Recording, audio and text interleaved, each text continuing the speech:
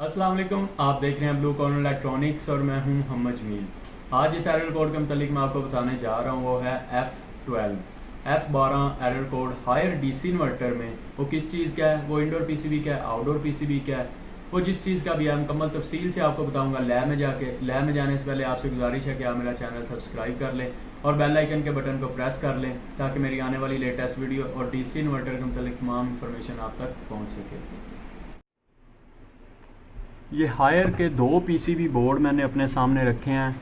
इनमें से एक है ओल्ड मॉडल और एक है लेटेस्ट मॉडल। लेटेस्ट मॉडल जो अभी मौजूदा चल रहा है, हायर कोई भी मॉडल है, चाहे वो एनर्जी सेवर है, यूपीएस है, वो जो भी है, जो अब लेटेस्ट मॉडल हायर के जितने भी आ रहे हैं उन सब में ये वाला पीसीबी बोर्ड आ रहा है। ये पीसीबी बोर्ड में उन्होंने क्या किया है कि इन्वर्टर पावर मॉड्यूल वाली साइड और मेन कंट्रोलर साइड दोनों साइडों को सम कर दिया है एक ही बोर्ड के अंदर।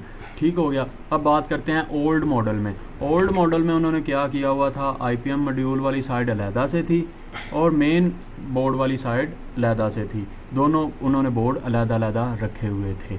अब बारी आ जाती है इन दोनों में फ़र्क क्या है। फ़र्क इन दोनों में बस इतना सा है कि ये दो बोर्ड थे और इस नए मॉडल में उन्होंने दोनों बोर्ड को सम करके एक ही बोर्ड बना दिया हुआ है। अब बात करते हैं कि F12 हमारा एरर है किस चीज़ का। F12 हमारा एरर जो है वो बेसिकली है मेमोरी आईसी का, EEPROM आईसी का है F12 एरर। वो चाहे नया मॉडल हो चाहे ओल्ड मॉडल हो, दोनों में एरर सेम ही हैं। चाहे उसमें सेंसरों का एरर जो इसमें आता है वही इसमें ही है, जो आईपीएम का एरर इस मॉडल में आता है वही इसमें ही आता है। सेम एरर हैं, सिर्फ फ़र्क इतना है कि ये बोर्ड सम कर दिया गया है, ये दो में ही कन्वर्ट है। अब बात है कि EEPROM एरर जो है वो हमारा क्यों आता है, किस वजह से आता है। EEPROM का एरर जो है वो हमारा F12 वो हमारे इन्वायरमेंट की वजह से आता है। बेसिकली मैं बात करूँगा पाकिस्तान की। पाकिस्तान के अंदर इन्वायरमेंट हमारा इतना गंदा है, माशाल्लाह से इतना गंदा है कि जब डस्ट पड़ती है माइक्रो कंपोनेंट के ऊपर तो जिसकी वजह से वो उनके अंदर डस्ट पड़ने से वो ख़राब हो जाते हैं।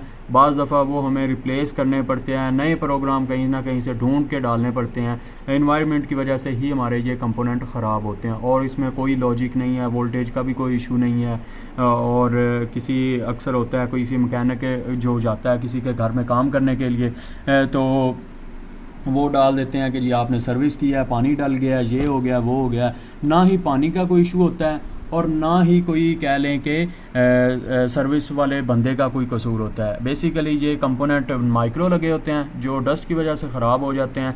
अब बात बताता हूँ मैं कि EEPROM एरर हमारा कौन सा होता है, EEPROM हमारा किस जगह पे लगा होता है।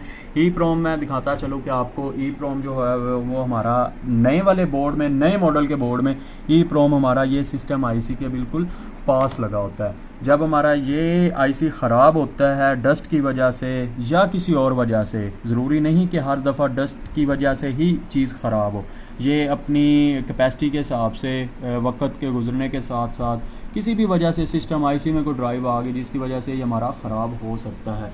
अब मैं आपको बताता चलूँ कि हमारे पुराने वाले ओल्ड मॉडल में EEPROM कौन सा होता है।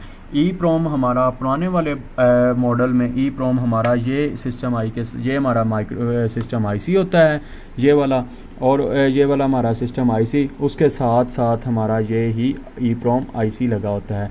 ये भी हमारा डस्ट की वजह से ख़राब होता है या हमारा SMDs ख़राब हो सकती हैं, हमारे प्रिंट ख़राब हो सकते हैं, हमारा मेन कंट्रोलर सिस्टम आईसी ख़राब हो सकता है, तो फिर हमारा F12 आता है। अब इसको हम रिमूव कैसे करते हैं, बारी आती है रिमूव करने की। रिमूव हम इसको प्रोग्राम के ज़रिए ही करेंगे, कंप्यूटर के साथ, लैपटॉप के साथ अटैच करके।